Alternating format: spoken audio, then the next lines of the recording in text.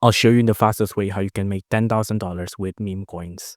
Now, basically, we're going to be using something called a chart, right? Now, for example, here, I'm going to search for an example meme coin. I think a popular one that used to be really powerful is called Hawktua here. See? So you can see, now if I turned it to all here, you can see it used to be really, really expensive, right? It used to be really, really expensive, but then the market price dropped. Now, this is the basis of how we're going to be rich from meme coins, right? Basically, what you will do is that you're going to buy low, right? So this is a market cap, right? It was high, but there was a point that it was low here. Let me show you. See, there you go. It was at a point low, right?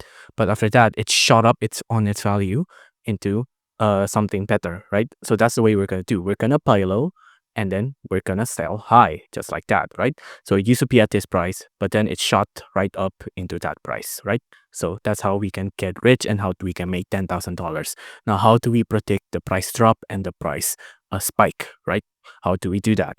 Basically, we need insider information.